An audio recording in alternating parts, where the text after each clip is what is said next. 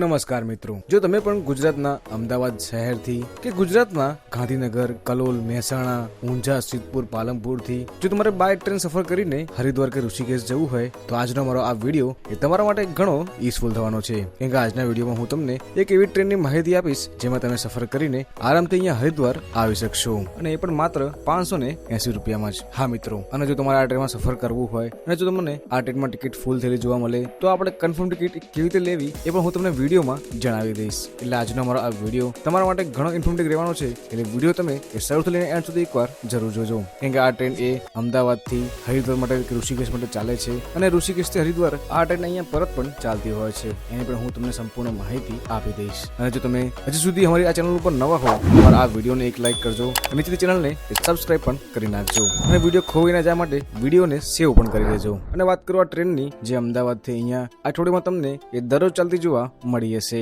અને આ ટ્રેનનું નામ છે યોગા એક્સપ્રેસ, જેનો ટ્રેન નંબર 19031 અહીંયા રહેતો હોય છે. અને આ ટ્રેન એ હાલમાં અમદાવાદના સાબરમતીથી તમને ચાલતી જોવા મળતી હોય છે, અને એ પણ સવારે 11:25, જે ટોટલ 23 કલાક અને 55 મિનિટ પછી આપણને હરિદ્વાર બીજા દિવસે વહેલી સવારે 11:20 જ પહોંચાડતી હોય છે. અને આ ટ્રેન એ ટોટલ 1201 કિલોમીટરનું અંતર કાપે છે, જેમાં આ ટ્રેનની એવરેજ સ્પીડ 49 કિલોમીટર અને મેક્સ ટુ મેક્સ સ્પીડ 110 કિલોમીટરની જ રહેતી હોય છે. અને વાત કરું આ ટ્રેનના રૂટની, તો આ ટ્રેન અહીંયા કયા કયા શહેરો પર તમને આવતી જોવા મળે છે, તો આ ટ્રેન અહીંયા સાબરમતીથી ચાલે છે, એ પણ PF નંબર 1 ઉપરથી, એ પણ 11:25. ત્યાંથી આ ટ્રેન ગુજરાતમાં આગળ ગાંધીનગર જંકશન PF નંબર 2 ઉપર આવે છે 11:52. ત્યાં આ ટ્રેન એ PF નંબર 3 ઉપર આવતી તમને જોવા મળતી હોય છે. ત્યાંથી આગળ કલોલ જંકશન PF નંબર 1 ઉપર 12:23, અને આ ટ્રેન અહીંયા 2 મિનિટ ઉભી રહે છે. મહેસાણા જંકશન PF નંબર 4 ઉપર 12:44, ત્યાં આ ટ્રેન એ 5 મિનિટ ઉભી રહેતી હોય છે. ઊંઝા જંકશન PF નંબર 1 ઉપર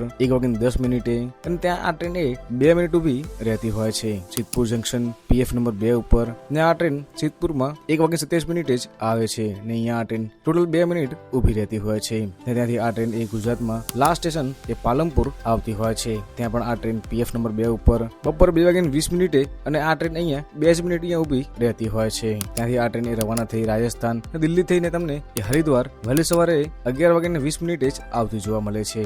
ત્યાંથી આ ટ્રેન તમને એ ઋષિકેશ પણ જતી જોવા મળતી હોય છે. જો તમારે ડાયરેક્ટ ઋષિકેશ આવવું હોય તો પણ તમે આ ટ્રેન અહીંયા ઇઝીલી પસંદ કરી શકશો. ને આ ટ્રેનની ખાસ વસ્તુ એ છે કે આ ટ્રેન તમને અહીંયા અઠવાડિયામાં એ બધા દિવસ ચાલતી હોવાથી તમે આ ટ્રેનમાં ક્યારે પણ એ ટ્રાવેલ કરી શકશો. અને જો તમારે આ ટ્રેનમાં સફર કરીને હરિદ્વાર કે ઋષિકેશથી પરત પણ આવવું હોય તો આ ટ્રેન એ તમને અહીંયા અઠવાડિયામાં એ બધા જ દિવસ ચાલતી જોવા મળતી હોય છે. અને જે ટ્રેન ઋષિકેશ અને હરિદ્વારથી પાછી અમદાવાદ માટે ચાલે છે, જેનો ટ્રેન નંબર 19032 અહીંયા રહેતો હોય છે, આનું ટ્રેનનું નામ પણ યોગા એક્સપ્રેસ રહેતું હોય છે. ને આ ટ્રેન અહીંયા હરિદ્વારથી બપોરે 3:59 જ રવાના થાય છે, જે અહીંયા 23 કલાક અને 21 મિનિટ પછી આપણને સાબરમતી બીજા દિવસે બપોરે 3:20 જ પહોંચાડતી હોય છે. અને જો તમારે આ ટ્રેનમાં ઋષિકેશથી બાય ટ્રેન સફર કરીને અમદાવાદ આવવું હોય તો પણ તમે આવી શકશો, કેમ કે આ ટ્રેન એ ઋષિકેશથી પણ તમને ચાલતી જોવા મળી હશે, જેમાં આ ટ્રેન એ ઋષિકેશથી બપોરે 2:55 રવાના થાય છે, ને પણ PF નંબર 1 ઉપરથી. ત્યાંથી આ ટ્રેન એ હરિદ્વાર જંકશન બપોરે 3:59 આવે છે,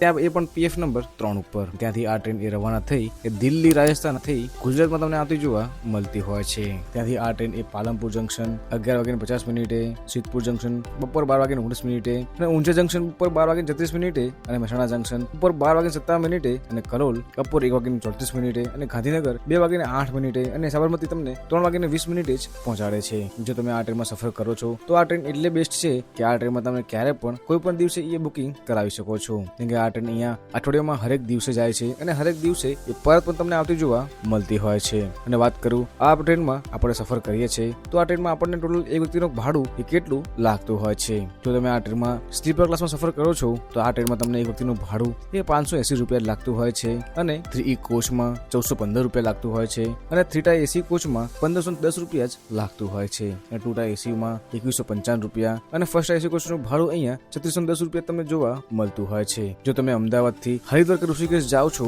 કે ઋષિકેશ હરિદ્વારથી પરત અમદાવાદ આવો છો તો તમને આનું એ સેમ ટુ સેમ જ ભાડું જોવા મળતું હોય છે. ને આ ટ્રેનનો રૂટ પણ સેમ હોય છે, અને આ ટ્રેનના સ્ટેશન પણ સેમ જ રહેતા હોય છે, ખાલી ટાઈમિંગ અહીંયા ચેન્જ થતો હોય છે. અને વાત કરું જો તમે આ ટ્રેનમાં સફર કરવા માંગો છો અને જો તમારે કોઈ કારણોસર આ ટ્રેનની સીટો ફૂલ થઈ ગઈ છે તો આ ટ્રેનમાં આપણે કન્ફર્મ ટિકિટ કેવી રીતે લેવી જોઈએ, એના માટે સૌથી બેસ્ટ ઓપ્શન છે કે તમારે તત્કાલ ટિકિટ માટે વેઇટ કરવો પડશે, કેમ કે તત્કાલ કોટા એ ટ્રેનની ઉપડવાના એક દિવસ પહેલા જ તમને જોવા મળતો હોય છે, જેમાં તમારે 11 વાગે સ્લીપર ક્લાસનું બુકિંગ ખુલતું હોય છે અને 10 વાગે તમારે એસી કોચનું બુકિંગ ખુલતું હોય છે. જો તમારે એસી કોચમાં સફર કરવો હોય તો તમે એક્ઝેક્ટ 10 વાગે રેલ એપ્લિકેશન એટલે કે IRCTC ની એપ્લિકેશન ઓપન કરીને બુક કરવાનું જ રહેશે.